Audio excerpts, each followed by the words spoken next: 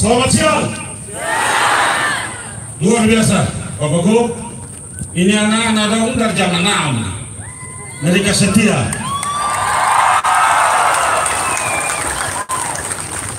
Dong bilang dong mau lihat dong Bapak Gubernur, dong pejuang yang berjuang bersama-sama dengan ketong, mempertahankan, memperjuangkan UPG 1945 NTT tetap eksis.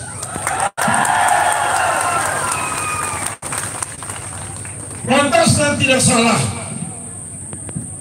seluruh mahasiswa, seluruh dosen, dan seluruh komunitas PRI menyatakan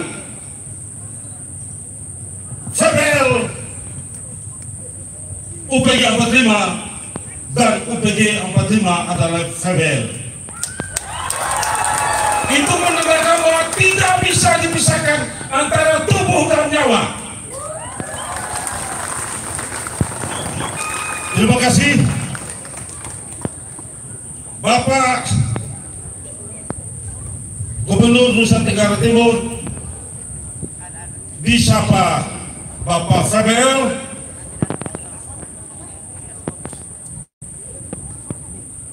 Bapak yang merapat sekilas perjuangan UPG 45.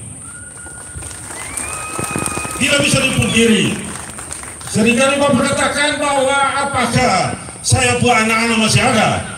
Saya bilang ada. Bapak hari ini menyaksikan sendiri, mereka hadir di tempat Bapak. Satu jengkal pun mereka tidak akan lari dari Bapak Febel. Kita akan sama-sama menyaksikan penandatanganan prestasi Napaktilas perjalanan UPG 1945 NTT bersama Gubernur Nusa Tenggara Timur.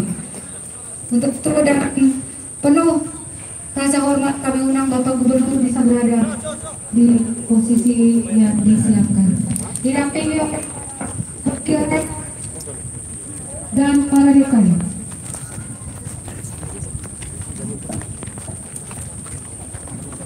Musik.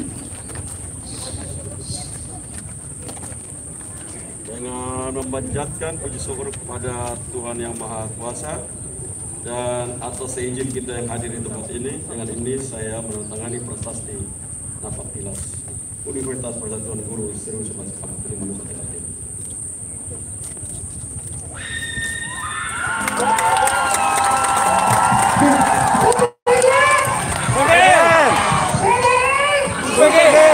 Yes.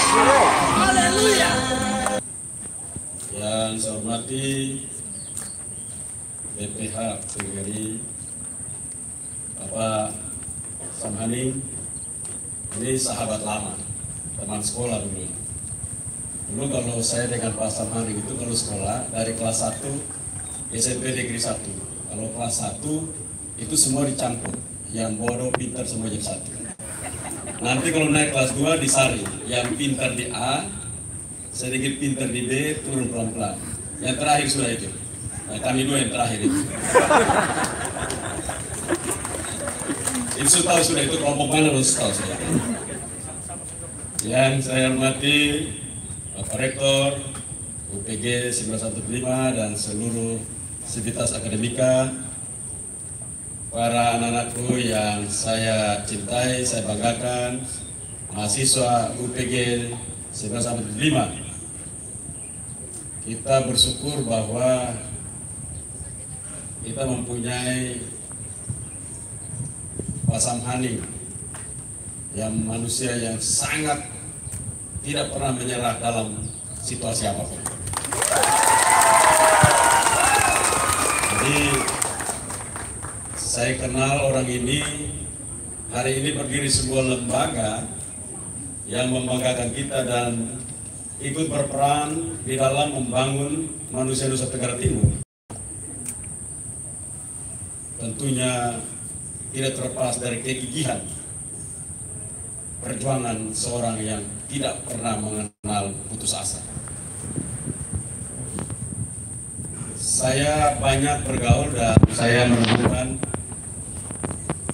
secara teori manusia tidak akan bisa jadi saja dari intelektual quiz saja. Banyak orang selalu menilai orang dari IQ, intellectual quotient. Tapi juga banyak orang tidak melihat bahwa orang punya adversity quotient, daya tahan akan tekanan. Karena itu orang-orang yang mempunyai adversity quotient, dia lebih berhasil, walaupun IQ-nya tidak terlalu tinggi. IQ-nya mungkin di 115, standar sampai 120, tapi kalau adversity quotient-nya itu bisa 200, maka orang ini akan menjadi manusia.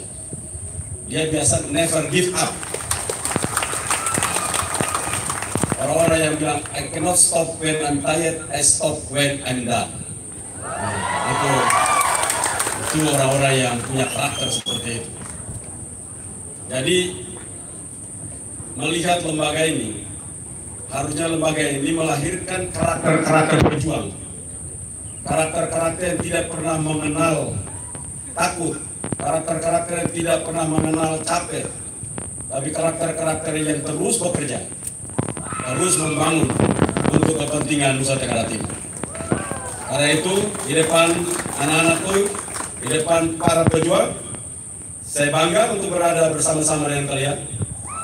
Dan mari kita belajar terus untuk membangun Nusa Tenggara Timur.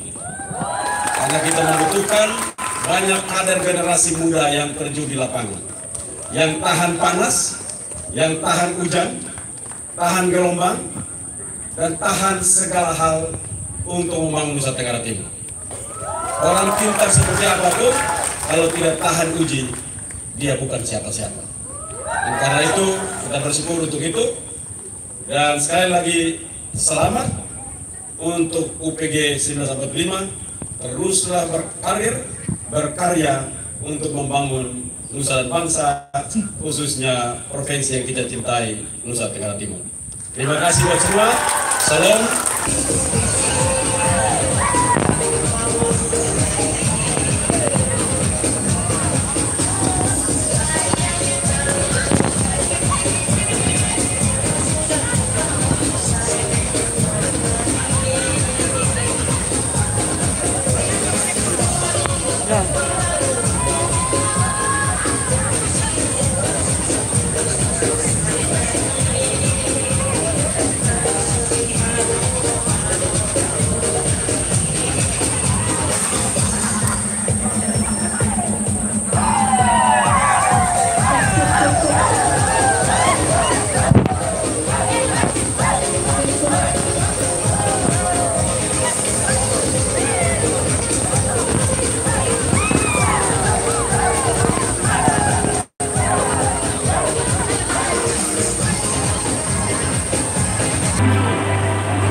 Baik, kandidatur ini dibuat oleh mahasiswa karena mereka berharap suatu saat Bapak akan menjadi dosen mereka yang akan mendidik dan memberikan ilmu yang bermanfaat. Dan ada juga baju kaos PBL Napaktilas Perjuangan. Berbicara UPG tidak terlepas dari PBL. Semoga UPG selalu di hati dan PBL akan selalu di hati UPG 1945 yang PBL. UPG. Baik, ambil gambar bersama. Ya.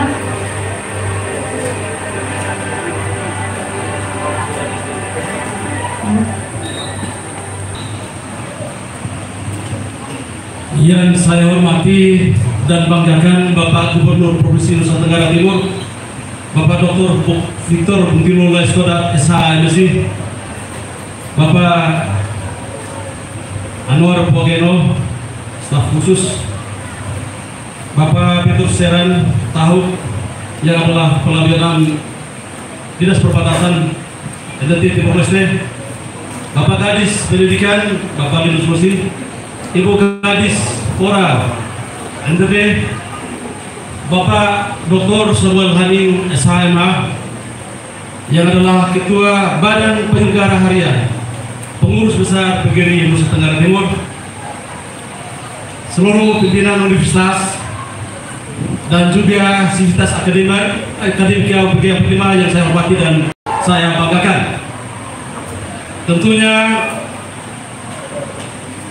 3 kali rencana Bapak Gub datang ke UPG karena berbagai kesibukan. Hari ini beliau baru menginjakkan kaki di kampus Nusa Tenggara Timur, UPG 45 Nusa Tenggara Timur. Kampusnya orang-orang miskin, kampusnya orang yang tidak berdaya. Dan ini bagi kami ini adalah sebuah anugerah, sebuah sukacita yang besar dari kami, di mana Bapak bisa meluangkan waktu dan hari ini tepat tanggal 22 November 2021 Bapak boleh ada bersama dengan kami di sini. Sebagaimana dituliskan di dalam bagian kami bahwa Napaktilas Perjuangan, sejarah perjuangan UPG 45, kami menyebutkan Bapak ada di dalam. Mengapa? sebagaimana sudah diceritakan tadi bahwa 6 tahun kami menderita, 6 tahun kami sulit, tetapi karena bantuan dari Bapak Gubernur dan juga bantuan Tuhan yang luar biasa, kita boleh dapat menghidupkan kembali kampus PGRI yang semula Universitas PGRI NTT telah berganti nama menjadi UPG 1945 NTT. Ketika Potong dengar bahwa seorang tapak tilas ingin maju Gubernur Nusa Tenggara Timur, disinilah tempatnya kita bertemu. Disinilah tempat kita berbicara. Disinilah tempat kita berkumpul. Dan di sini pula tempat kita membicarakan tentang bagaimana sejahtera ketika Bapak Victor Bung Tilu Laskurat menjadi Gubernur NTT. Tempat ini sangat bersejarah. Dia saksi bisu ketika pertemuan ratusan orang di sini yang kami sebarkan dari kota ke desa keberdekaan untuk kemenangan Victor. Singkat cerita, ketika Bapak Gubernur jadi Gubernur, banyak program yang sukses yang sekarang ini kita saksikan, kita dengar, yaitu pariwisata dan juga transportasi, jalan-jalan yang menghubungkan darat untuk pariwisata, laut untuk pariwisata. Pada tahun sekitar 80-an itu arena pariwisata kita itu hanya berkisar pada wisata alam kurang, kita pada wisata bahari yaitu laut dan pinggir pantai dan lain. Tetapi saat sekarang ini Pak Gubernur Nusa Tenggara Timur menggabungkan semua, baik itu wisata bahari maupun ekowisata, sehingga sukses di dalam membawa Nusa Tenggara Timur bisa menguatkan jati diri kita. Selamat pagi. Salam. Salve. Assalamualaikum warahmatullahi wabarakatuh. Om Swastiastu. Namo Buddhaya. Salam kebajikan. Yang saya hormati Gubernur PGRI NTT Bapak Dr. Samboni, Rektor dan seluruh sivitas akademika, Universitas PG NTT 1945,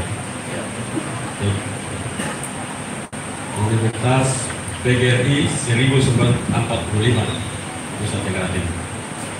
Jadi perjalanan kampus ini mempunyai sejarah yang panjang, ya. Tentu kita semua sudah tahu itu. Saya hadir di sini bersama staf khusus Gubernur, 3 staf khusus, ada Dr. David Pandi, ada Dr. Setia, juga ada Pak Anwar Soeharto. Ini staf khusus Gubernur yang membantu Gubernur dalam menjalankan pekerjaan-pekerjaan yang begitu sangat memberatkan. Juga didampingi oleh para kadis, ada kadis pemuda olahraga, ada kadis pendidikan dan kebudayaan, juga kepala badan perbatasan. Sisanya itu pelengkap dari itu.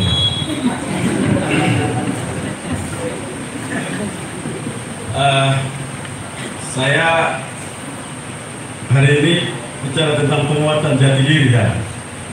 Oleh itu saya teringat terhadap sebuah buku tahun 1985, buku ini ditulis oleh Michael Porter. Ya, judul bukunya Competitive Advantage, Creating and Sustaining Superior Performance. Itu bicara tentang value change. Kalau baca buku itu kita bisa belajar tentang bagaimana value change. Saya tertarik untuk bicara tentang value change. Rantai nilai. Jadi mau lihat sebuah profesi atau perguruan tinggi bagaimana dia bisa berkompetisi, lihat dia cara menyiapkan rantai nilai. Kalau rantai nilainya kita lihat bagus, maka sustain ini ke depan, ini perguruan tinggi akan bertahan. Jadi ataupun provinsi ini akan bertahan. Kita tahu bahwa Nusa Tenggara Timur adalah salah satu provinsi termiskin ketiga di Indonesia.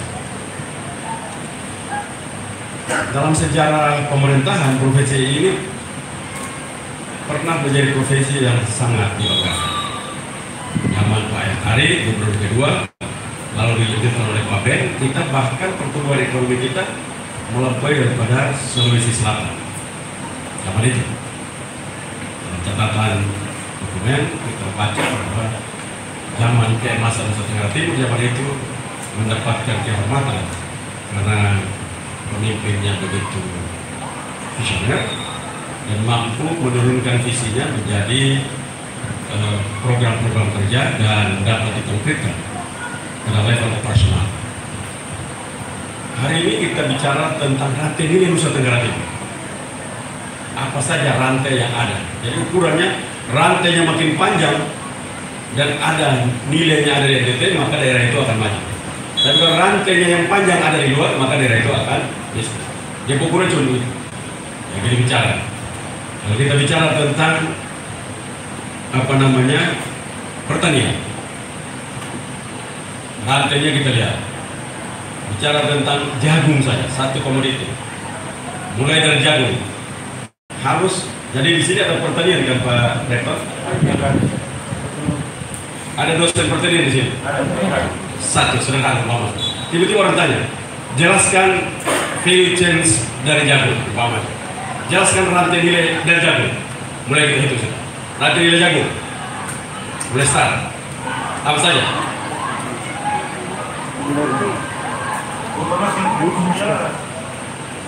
Tentu nilainya yang pertama dari pakan ternaknya dari Sulawesi sampai pakan kita biasa mulai tanam gitu. Mulai tanam ini, benihnya ada. Nah, mulai olah lahan. Ya olah lahan. Lahan pakai apa? Lahan pakai kayu tusuk-tusuk berarti kita pasti daerah sendiri. Kalau dia traktor berarti kita rantainya terputus, betul? Rantainya berarti traktor datang dari luar, sudah satu. Pada pengolahan lahan kita sudah datang dari luar, rantai satu terputus. Pengolahan lahan. Mulai habis olah penanaman. Kalau pakai manual bertahan di situ tapi waktunya lama. Tapi kalau alat tanam maka luar lagi, dua lagi. Untuk mempercepat itu dua sudah luar.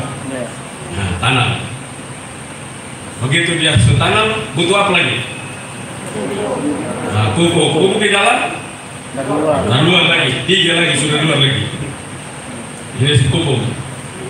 Mulai panen, dia bertumbuh. Mau panen apa saja mulai. Batang bisa ke pakan ternak. Batang jagung DTT yang ke pakan ternak. Belum ada kan? Ada tapi satu dua. Tapi didesain di dalam perencanaan benar tidak ada. Batang jagung benar kena kebakar semua. Batang padi benar kena bakar semua. Ini batang jagung. Bagaimana kita situ? Itu belum masuk. Jagungnya selain daripada untuk komoditas konsumsi rumah tangga, jagung juga harus menuju kepada turunan lain. Jadi turunan jagung itu menuju pada minyak jagung, pakan ternak, mas berbagai-bagai. Ada yang bilang jelaskan, kami bisa pergi untuk makan snack, oke, snack, popcorn, dan yang lain. Pertanyaan kita, ini yang sebut ini berapa banyak dia menjadi industri? Kita beromong satu saja, omong jagung saja. Dia punya rantai ini sebanyak yang terputus, tidak ada di Nusa Tenggara Timur. Waktu dia panen, kalau kita tanam 5.000 hektar, panennya panen kalau manual berarti kita butuh berapa bulan, dan butuh berapa sumber daya manusia masuk itu kebun. Kalau dia pakai alat, alatnya datang dari NTT atau dari luar? Dari luar. Nah, sebanyak di luar itu. Nah, begitu sudah jual, kita panen dapat, kita jual, lalu pakan ternak.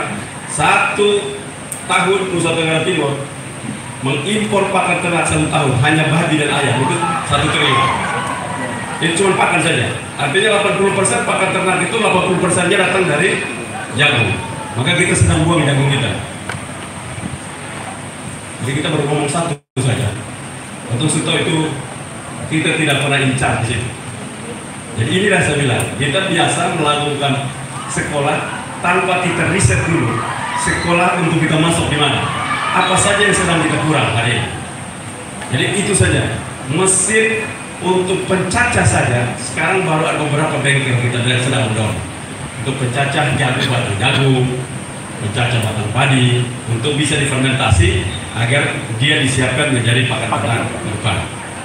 Ini karena itu Presiden Bapak Joko Widodo selalu mendorong dimanapun berada para rektor dan kampus untuk mampu menjadi pionir pembangunan. Apa maksudnya? Adalah orang-orang yang dilatih untuk menghadirkan produk. Jadi bukan ilmu di kepala, tetapi ilmu yang mampu diaplikasikan dan bisa dinikmati, dirasakan oleh manusia.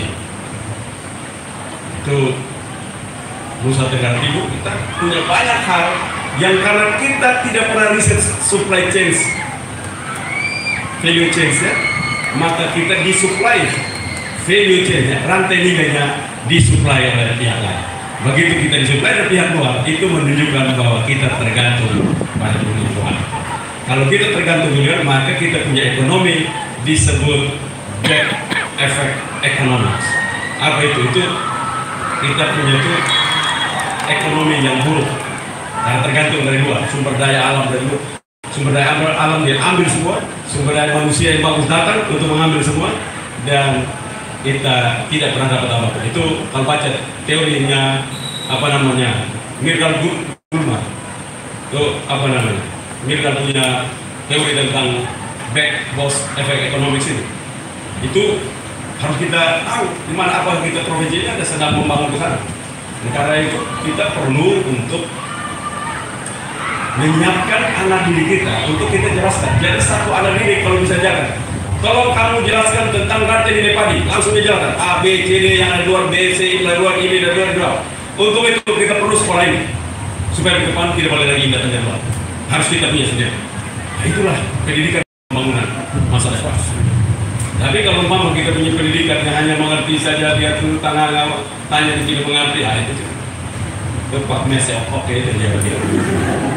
Jadi karena itu saya ingin teman-teman dosen, Pak Rektor, kita semua mulai serius untuk mulai bicara tentang rantai ini.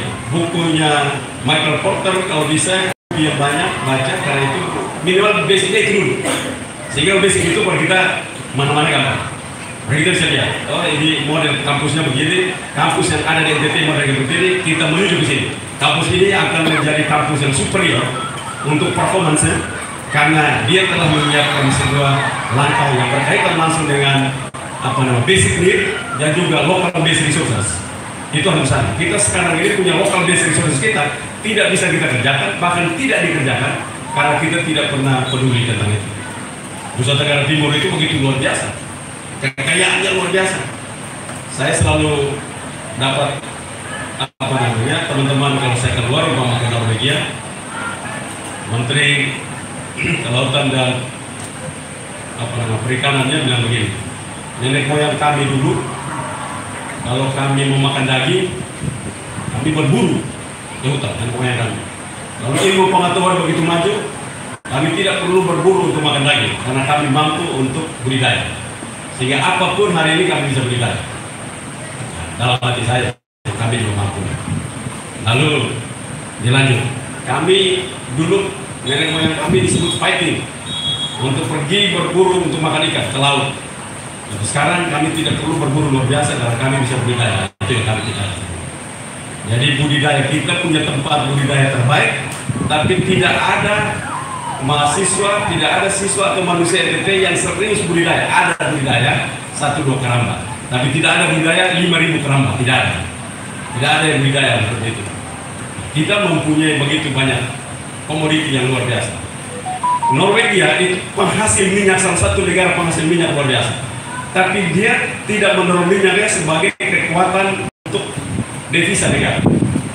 Dia punya devisa tertinggi datang dari salmon.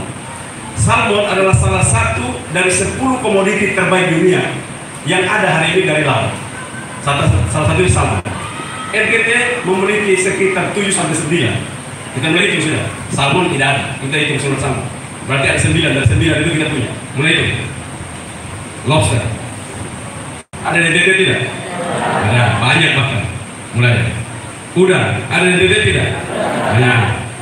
3. Kerapu. Ada DDT tidak? Banyak. Kakap. Ada DDT tidak? Banyak. Tuna. Ada DDT tidak? Banyak. Teripang. Ada DDT tidak? Banyak. Kepiting. Ada DDT tidak? Banyak. Ini minimal yang kita sebut 7 bulan. Satu pun tidak ada budidaya. Tidak ada satu pun. Di tengah-tengah pergi lihat-lihat itu. Jadi gimana kita miskin? Potensi begitu besar tidak pernah kita menuju ke sana. Rantai nilai kita terputus dalam segala hal. Dan itu membuat kita akan miskin dimanapun. Orang bilang ayam mati di lumbung padi yang pakai tikus. Tikus sangat pintar dari juga ayam. Ini lumbung padi. Ayam mati lumbung padi yang satu kali. Karena itu baru satu kita ngomong. Baru satu. Nah, untuk menuju situ maka pemerintah sedang mendorong serius di bawah pemerintahan saya. Kita mendorong serius terhadap bagaimana budidaya, baik lobster, kerapu maupun kakap. Terus kita dorong. Dan kita perlu tahu, kalau begitu kita budidaya, rantai nilainya belum terhitung sudah. Rantai nilai budidaya, benih datang dari mana? Dalam keluar? Keluar. Itu pas setahun jadi setahun. Keluar dari Bali sana. Kalau dari Bali maka kalau bawa datang ke Papua pasti mortality rate-nya sedikit-sedikit 30%. Angka kematian. Berarti dia harus benih ada di sini. Nah, kita mau budidaya, benih harus ada dari budidaya di sini. Untuk tahu itu, mesti dari manusia sadar. Harus belajar tentang bagaimana hatchery, perikanan. Jadi kita mesti belajar. Sekarang kita dorong untuk itu, untuk belajar itu. Dan kita harapkan Nusa Tenggara Timur menuju ke situ karena ini orang kaya nanti di sana.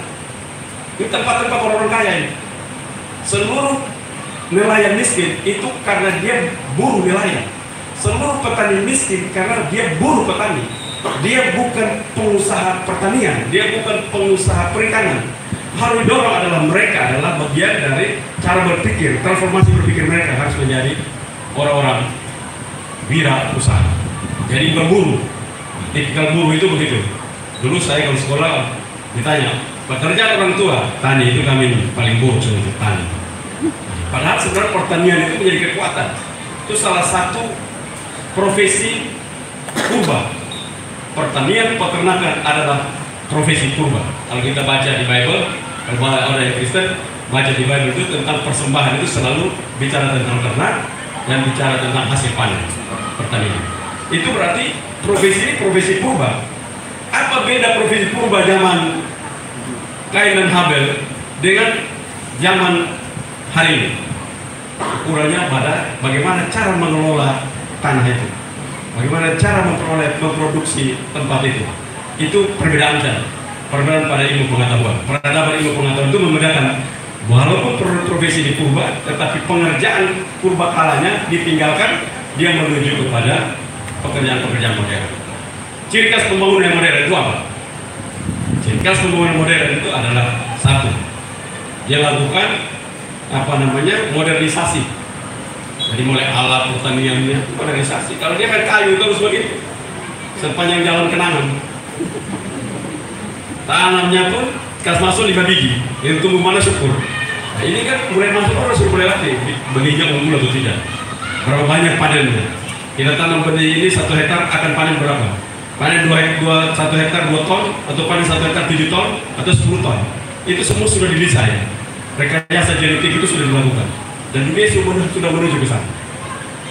Karena itu saya harapkan di Universitas PGRI 11 September harus mulai setelah ini mulai menuju kepada pilihan-pilihan ilmu yang bisa berkompetitif dan membangun local resources base.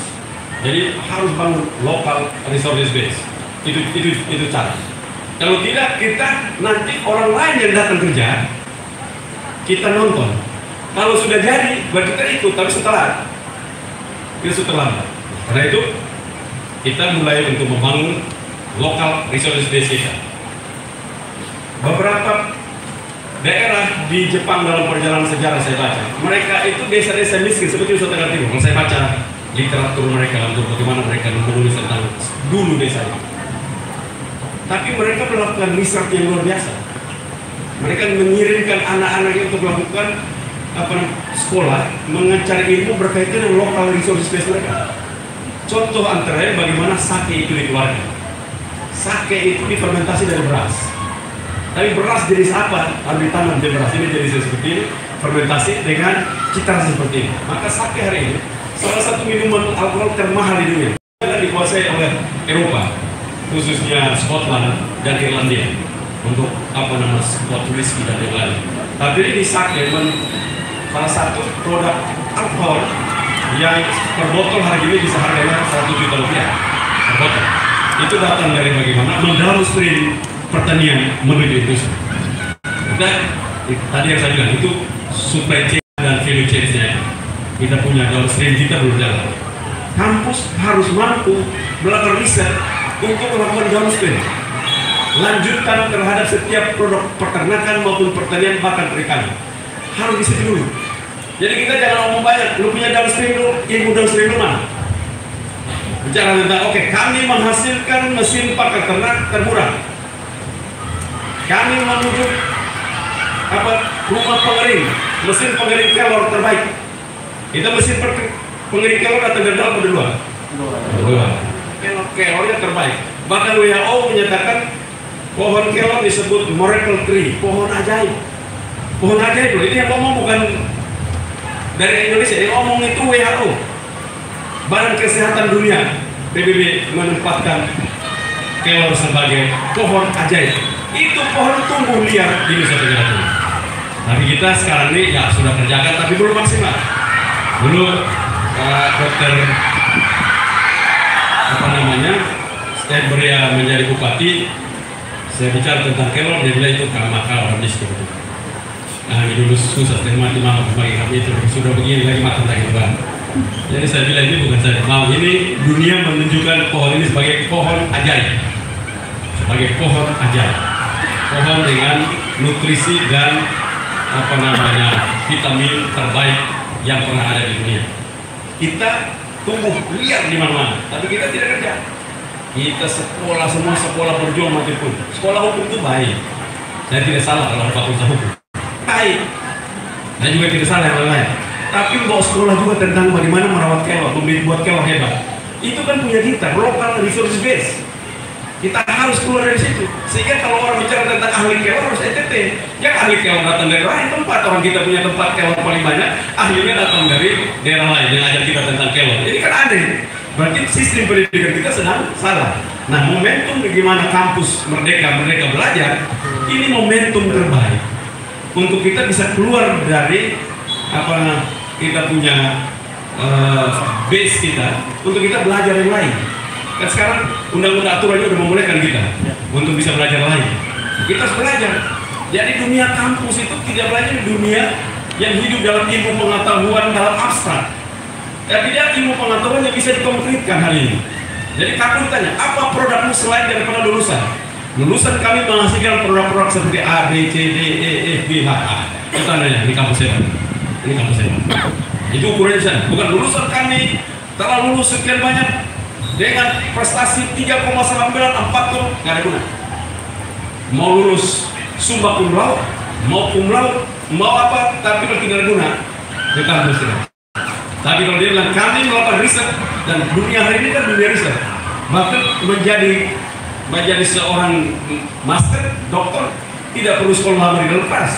Kita datang untuk bagaimana belajar cuma 2 bulan, saya menggelar doktor saya 2 bulan di dalam kelas, selebihnya riset itu kita lakukan. Dan menurut saya belum ada kalau orang riset 45 studi kasus. Saya punya rank doktor dengan riset 45 studi, bukan karena saya ada uang, karena setiap hari saya jalan saya riset. Jadi kita begini, teman-teman kalau mau riset itu jangan bikin ini proyek riset. Begitu pergi di naik lihat satu barang, itu barang yang saya mau belajar, tanya orang ini, itu kita riset itu. Ini barang datang dari mana, kemudian ini satu, selesai. Saya keliling kemana-mana, jadi gabung yang 45 orang, 45 kerja sama. Tidak, itu kerja pelan-pelan. Nanti bergabung semua suami mungkin 45 sekaligus. Nah, jadi uangnya murah. Orang lihat, 45 studi kasus itu beko baik gitu. Ya, tidak beko kalau kerjanya 5 tahun kita riset gembira. Itu tidak beko. Tapi kalau satu sekaligus dalam risetnya sekaligus ya beko. Nah, itu harus punya ciri khas orang hobi riset. Manusia kalau hobi riset itu dia lihat sesuatu. Kenapa dia begitu ya? Kan dia mesti bertanya. Kenapa ya? Pertanyaan-pertanyaan itu yang membuat dia menuju kepada bagaimana dia menghasilkan jawaban. Dan kampus di NTT, saya yakin banyak yang marah sama saya sebagai gubernur. Contohnya saya bilang, kita sedang berternak sarjana, bukan melahirkan sarjana peternakan. Banyak yang marah sama saya. Saya bilang betul. Kita sedang berternak sarjana, sarjana peternakannya banyak. Tandanya kita berternak mereka. Kita budidaya sarjana peternakan, bukan kita budidaya ternak. Kalau kita sekolah untuk budidaya ternak, ternaknya banyak, sarjana banyak, ternak juga banyak. Tapi terbukti kita punya ternak semua inbreeding. Apa itu inbreeding? Kawin masuk, kawin diatur sendiri. Mama kawin anak-anak, kawin tante, kawin om, kawin balik, bola-balik dikawin gitu. Sama dengan manusia juga. Kalau dia kawin bola-balik, itu inbreeding itu kan itu jadi stunting. Maka saya orang timur jangan beli orang timur bola-balik tante, bu anak om, bola-balik itu terus. Sama orang Sumba juga itu kayak tante, bu anak kan pembeli rumah kan pembeli. Ini rumah terus itu ya bola-balik dia. Dulu jadi tinggi sedikit terus pelan-pelan lalu dia pendek sama di meja bawah itu. Nah itu kan inbreeding itu kawin bola-balik, kawin anak tante, anak om, anak tetangga pun sebelah bola-balik, tetangga lagi di bola-balik terus itu. Dua bola-balik. Dulunya dulu serba kenal, gara-gara tetangga kenal. Kawin bola-balik, dulu serba pikir di situ seterus bola-balik. Nah itulah inbreeding. Binatang juga begitu, ternak kita juga inbreeding. Inbreeding karena kita membiarkan mereka tidak dibangun dalam sebuah rekayasa genetik. Dunia sudah begitu maju. Orang berpikir tentang hidup di Mars, lalu nanti satu waktu orang berkunjung untuk datang untuk berlibur di bumi. Kita sekarang bicara saja ternak saja kita belum sanggup. Ini kan sangat memalukan diri kita. Dan karena itu saya mendorong betul bahwa kita mulai berhenti untuk belajar yang abstrak, lalu lupa dunia. Belajar abstrak kasih turun di dunia pelan-pelan. Bahwa orang lihat oh betul ada yang baru. Nah itu pakai teori yang kalau kita ambil teori Paulus itu apalah itu apa yang disebut iman. Iman adalah segala sesuatu, dasar dari segala sesuatu yang kita harapkan, dasar sesuatu yang tidak kita lihat dan bukti dari segala sesuatu yang kita harapkan. Berarti dasar dari segala sesuatu yang tidak kita lihat. Berarti abstrak kan? Abstrak itu membuktikan yang kita harapkan, abstrak itu harus dibuktikan. Bukti dari segala sesuatu yang kita harapkan maka dibuktikan. Itu sebenarnya teori sama dengan René Descartes punya. Sebenarnya sama saja. René Descartes bilang cognito ergo sum. Aku berpikir, aku ada. Itu artinya cara berpikirnya harus mampu, cara berpikir itu harus mampu direalisasikan, dikonkretkan untuk menjadi ada. Orang menjadi ada, jangan hanya pikir saja, harus ada. Itu cara berpikirnya sama itu. Paulus punya desain iman dengan cognito ergo sumnya itu René Descartes itu menjadi garis. Karena itu kampus juga begitu. Kampus tuh hobi sekali untuk dia membangun cara berpikir. Pikir terus, hasil tidak. Karena dia tidak landing. Yang itu, tanya ini tentang apa yang dimaksud turun dari penasihat profil lagi. Nah, langsung, itu orang hukum harus tutup mata ke bangun, jadi harus hafal itu, apa yang dimaksud. Tapi bisa, untuk hasil apa saya tidak tahu, sampai bikin permainan saja. Jadi itulah kenapa perlu kampus melahirkan anak-anak yang di kepalanya jago, pintar, hipokampus yang terisi dengan baik. Di kepala kita ini kan orang pintar, biasa kepala desa. Rektornya kepala desa, bahasa mana ini kepala desa. Orang kalau kepala besar itu di dalam kepala itu ada satu tempat untuk menyimpan data semua yang kita lihat, kita rasa, kita dengar, dan kita baca. Itu namanya hipokampus. Hipokampus dia simpan. Makin besar hipokampus, makin besar juga orang punya data banyak di sana. Karena tempat stunting kecil-kecil ini, kenapa kita serius dengan stunting? Karena kepala kecil gini kita ajar di mata waktu ini. Tapi dia tidak tahu karena kecil barang kecil itu sudah berguna gitu. Jadi karena itu kita perlu. Nah, jadi pasti kata waktu konotasinya dia gitu. Cara yang gitu. Karena itu kita harus membangun gizi yang cukup. Karena itu saya harapkan di kampus dan apalagi UPG 1945 taruh nama VBL lagi kan.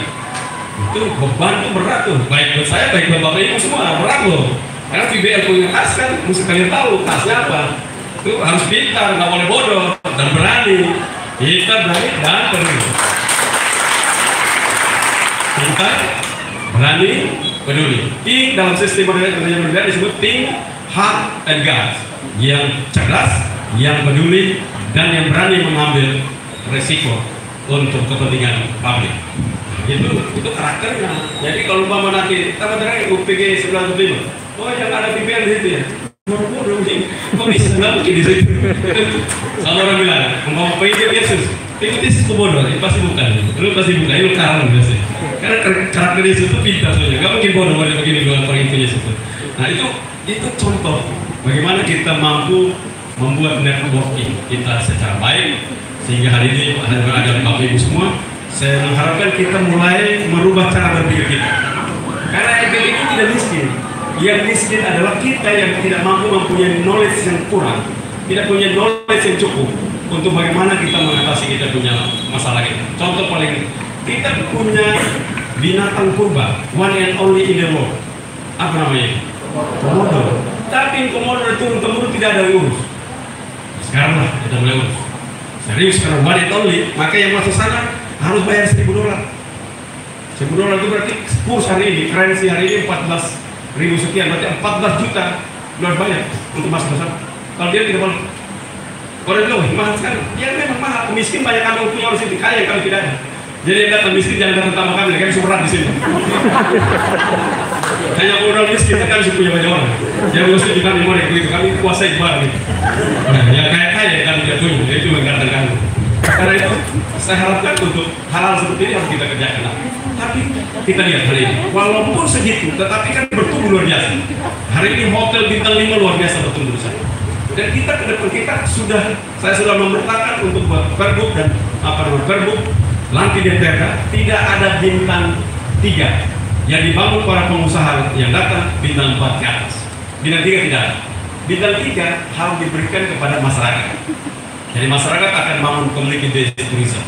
Apa itu komunitas yang mereka akan membuat sendiri dan mereka hidup dengan didampingi oleh pemerintah dan organisasi-organisasi lain agar mereka mempunyai standar pelayanan bintang 3. Jadi kalau bintang 3 lepasin ke masyarakat lalu tangan saja, tidak.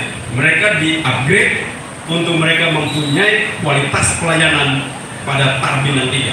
Jadi walaupun dia community based tapi pelayanannya bintang 3. Itu yang kita harapkan pariwisata NTT ke depan. Nah, kalau kita bisa lakukan ini dengan baik, Labuan Bajo menjadi role model, lalu kita akan pakai untuk di daerah manapun kita akan bangun. Contohnya Fatum Nasi. Fatum Nasi itu indah. Sana dingin, kita di NTT panas tengah mati. Lari di atas sana kita sedingin, enak betul. Nikmatin. Jadi kalau di tempat itu orang mau pre-wed, di situ ada di tempat sudah enak betul. Nah, ini yang kita harus siapkan. Nah, sekalian yang mau kawin, saya undang untuk data di Fatum Nasi. Indah, dingin. Kalau panas kan buka baju setengah mati. Kalau itu buka apa? Kita membuka pun orang semarang kita. Jadi orang tidak bisa begitu di situ. Kalau di tinggi di Rote buka semua, kalau lobster buka semua. Tapi kalau di Fatum Nasi, nah buka muspat lain dulu berbuka.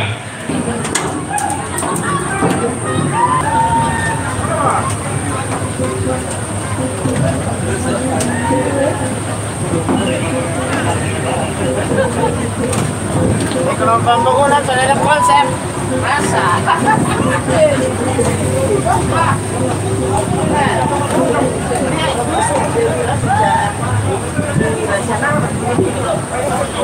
Mulai Oke.